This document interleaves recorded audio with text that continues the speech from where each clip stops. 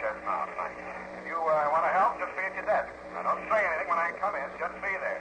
Say, you sound so serious. Could be, sweetheart. We'll see. I'll be right down to dictate my report on the gold key caper.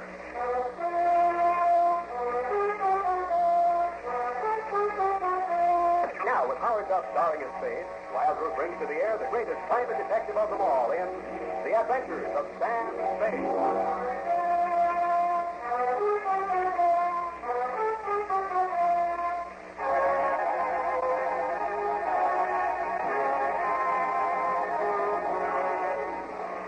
Date January 25, 1948. New homicide detail, San Francisco Police. Attention Detective Lieutenant Dundee from Samuel Spayed. License on the 17596. Subject, the gold key caper.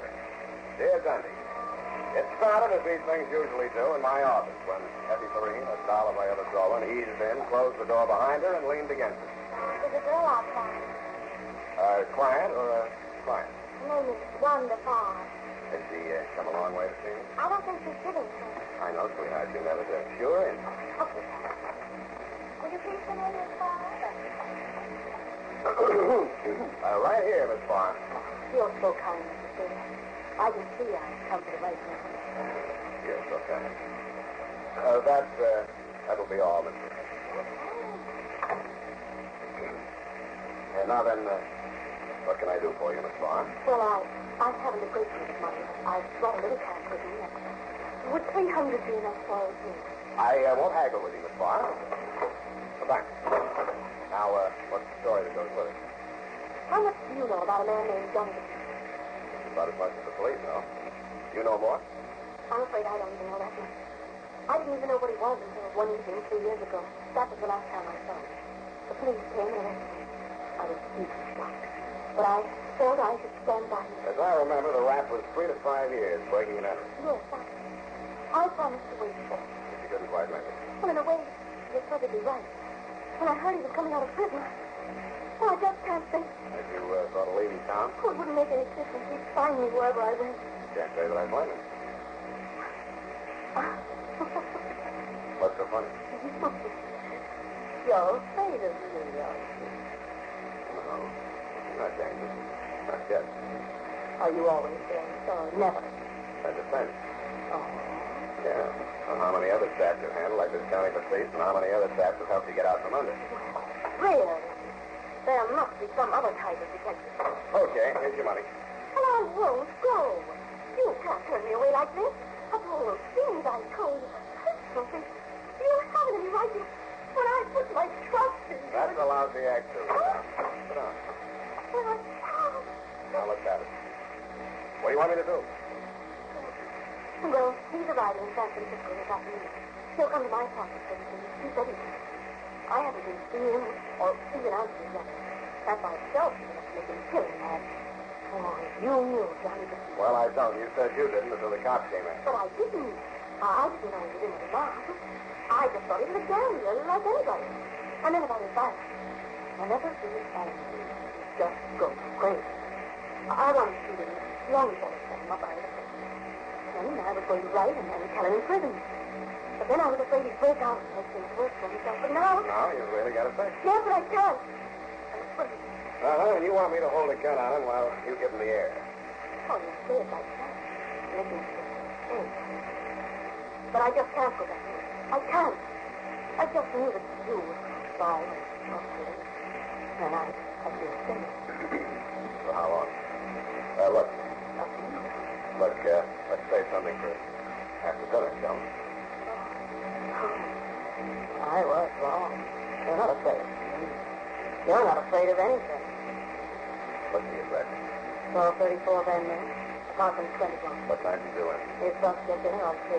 I'll be there at 4:15. Budget 4 times. Long, short, long, short. No. No, don't use it.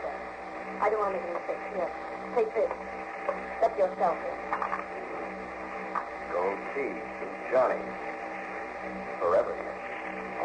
Now, don't worry, Angel. Don't worry. You can put a new name on there. This one's not engraved very deep.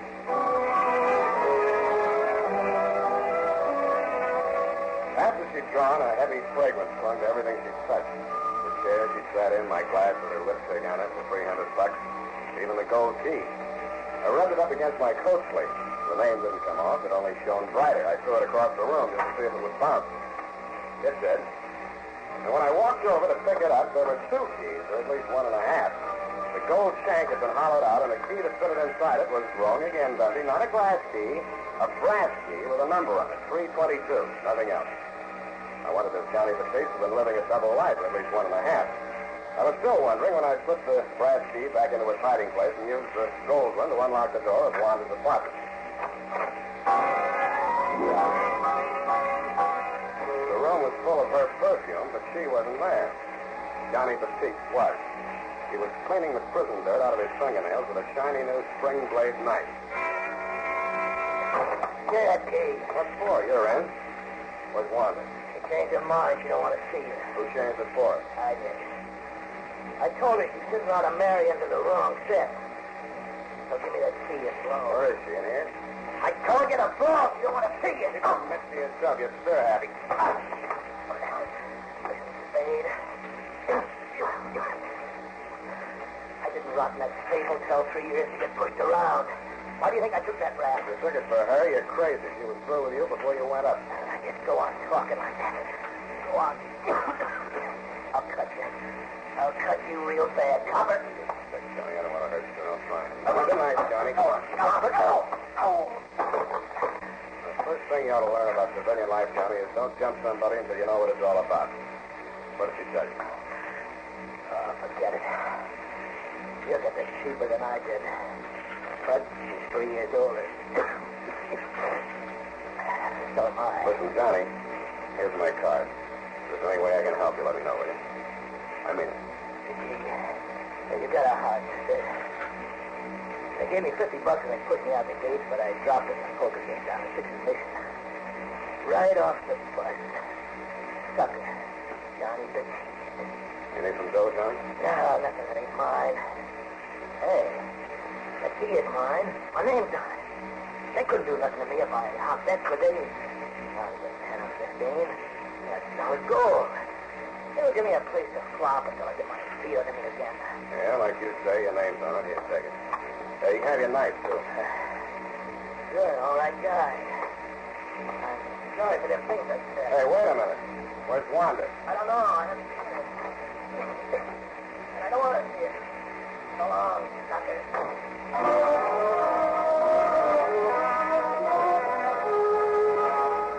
I went to the window and watched him leave the building. He didn't cough when the cold air hit him. Instead, he took a deep breath and strode briskly across the street and into a neon-lighted bar and grill. Something about his swagger bothered me. Giving him the gold key might or might not have been as smart a move as I thought it was, but I was sorry I'd given him back his knife. Sam Spade, sucker.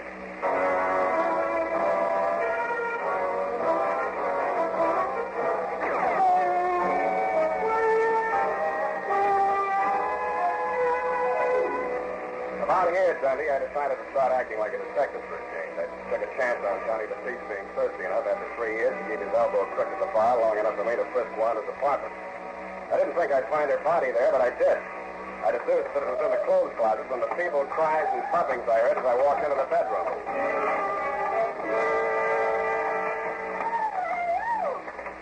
Oh, stand all right. Oh, I've never forgiven myself for anything happened to you. What happened to you, Where Amy? did you go? Where were you, Sam? You pushed in the closet. He did. When he heard you coming up the steps. Why? Well, you were coming any minute, and I had to say something, so I told him you were going to marry me. Oh, that's fine. Well, here we are. Oh, but that's not all I said. Oh, you'll never forgive me for this. I know. Oh, how can I tell you? I told him you forced me. Thanks a lot. How did I force? By threatening to go to parole board so they wouldn't let Johnny out. I must have a lot of influence. Yes, and that way he thought I was protecting him, so he didn't hurt you. Only this little bit when he pushed me across. Well, it's nothing really, only a little discovery. Oh, but if you only knew what he was like standing there in that dark, not knowing what he was doing to you. Oh, darling. Don't you think any more about it? Oh, listen. Oh, you do forgive me, don't you? About that gold key, Angel, I think you better change the lock on your door. What? I gave it to Johnny. You? Oh, no, you fool. Oh, he was broke. He made it. Oh, where did you get a crazy idea like that? Where did you get those great, big, beautiful lies? Sandy said. But I am. We're engaged, aren't we? Oh, stop that. Listen. If I don't have that key back by midnight... Found that. It's him. He's come back to kill me. Get out of sight. Get out of sight. I'll take care of it.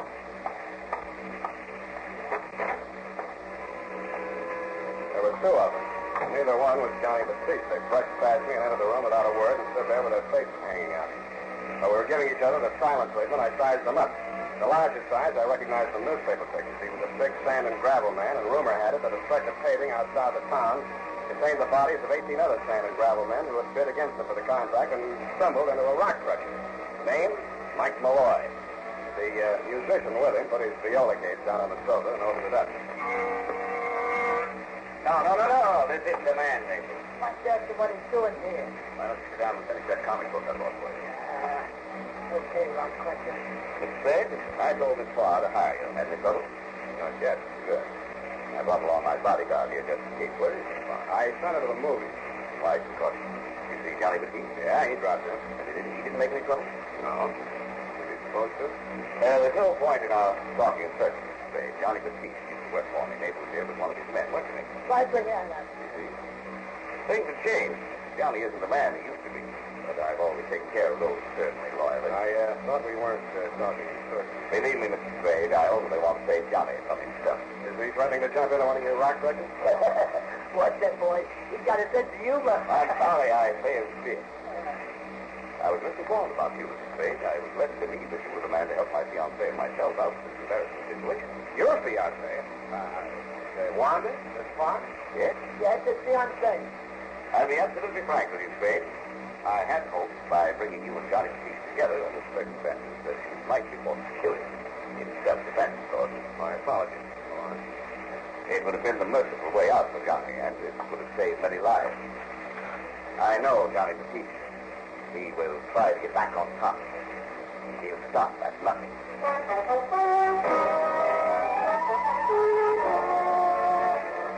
I believed him, and it was no mistake. That's why I almost hoped they didn't know where Johnny was, but they did. After they left Wanda's apartment, they crossed the street and went into the neon-lighted bar and grill. By the time I got downstairs, they were on their way out again with Johnny in the middle. He didn't look like he wanted to go, but they dragged him into Malloy's limousine, and he went. I did, too.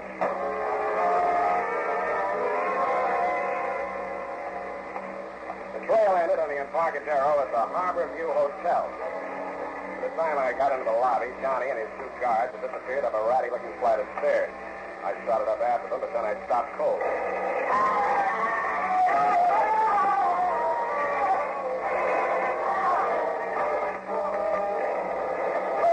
When I got to the top of the stairs, I saw where the number one first had gone. It had raked the ceiling and taken every light bulb in the corridor. I could see the flashes from the Tommy gun, and somebody backed into the hall from one of the rooms, still pumping lead. I'm gonna die. I am gonna die. I'm gonna get out of here. Hey, who's that? Who's that? He either saw or heard me. I flopped down on my belly and tried to work my way into the 10th of an eighth nap in the crummy carpet. I made like I'd been hit, but I couldn't quite manage the death rattle. When I heard the gunman run down the hall toward the rear of the building, I rose courageously to my hands and knees and crawled the rest of the way down the corridor and looked into the smoke-filled room. The air tasted like burned powder, but it smelled like blood. I swallowed my insides and went in. There were 8 of them. I'll spare you the details, Dundee. You saw them after they were cleaned up. I needed some fresh air, and I needed it quick.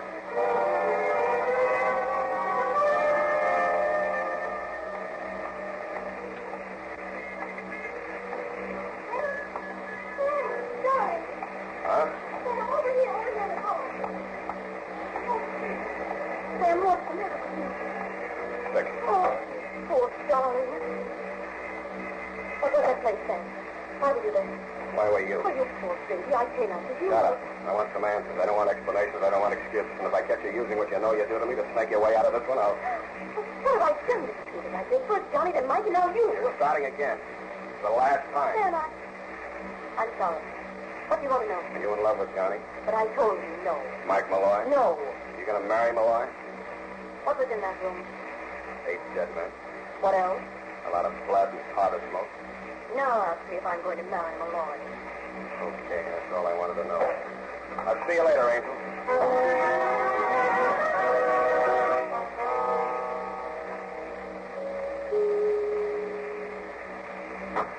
Oh, say, I was just leaving.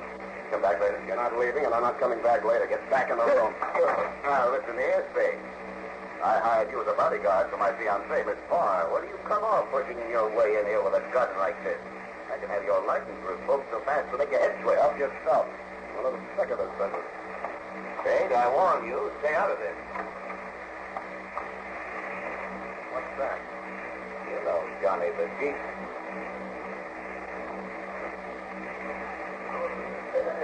Hello, Johnny. I gave you a working over. Can you talk? What's this for, Malloy? Ask Johnny, he knows. All right, I will. You move over here where I can watch you. Keep your hands behind your neck and relax. This is going to cost you more than your life. Shut up! Now, Johnny, listen to me. This is important. Move your right hand to yes. You framed yourself in the breaking and entry rap to cool off from a big one, right? Okay, I see, Johnny. Murder? No. Robbery? Mm-hmm. How big?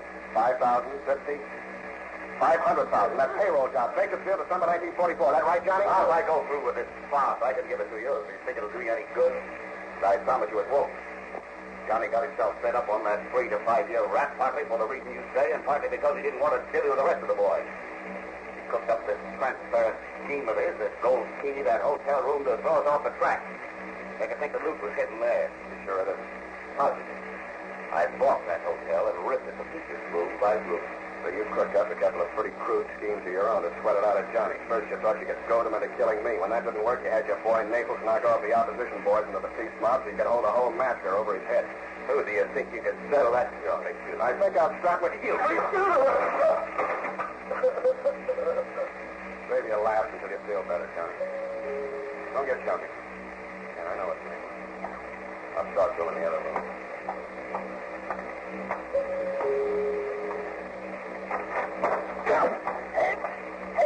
What do you think you're trying to do? Hey. All right, leave it there, Naples. Yeah. What are you doing here? Where's the boy? Out. What do you want? I want to talk to you, pigeon. Who's the pig? Nobody but you, Naples. If you think somebody else is going up for that slaughter in room 322. Johnny got them guys. That's the boy. I asked the boss. He said you did. You're fucking. Johnny bargained for a written statement by Malloy alibying Johnny. The cops have got it now. They'll believe it. Malloy's a big citizen, so you're the only pigeon left. But refuse me. Where is he? Wait here. I'll bring him to you.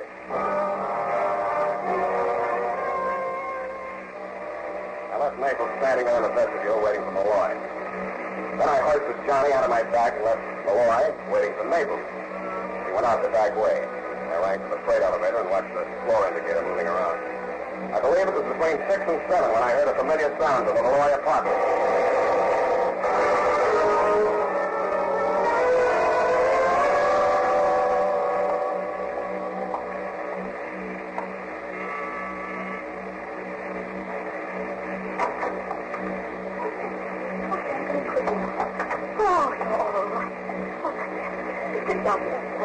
I've been worried sick. What about? Malloy, Johnny, me, and I had many. Johnny didn't know if I... Malloy's dead. Johnny? Johnny can't talk. He's in the hospital. Can't talk. No, but I can. Then, you didn't have anything to do with Malloy dying. As much as anybody. But you seem so... Oh, no, I just... You're rather with Malloy? I think in the feast. Oh, I just had to see him. Oh, it's so long since you told me. Johnny, when I think of all you've been through for me, I wonder if I was. I won. But you and everything, and the moon, too. Oh, I've never dreamed there'd be anything as perfect as this. It just too good to be true. Yeah, you're so right, sweetheart. You're so exactly right.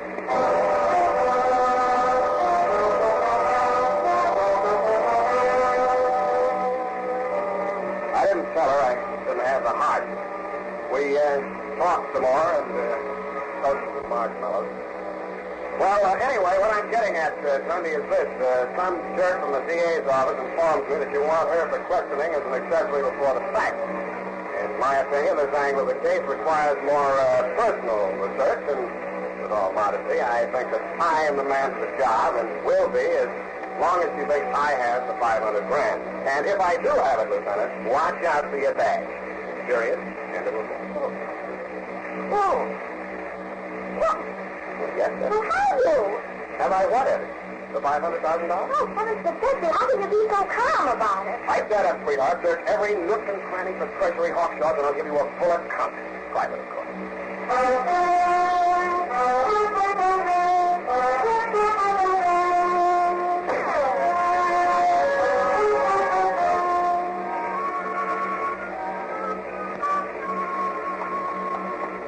Here it is, Sam.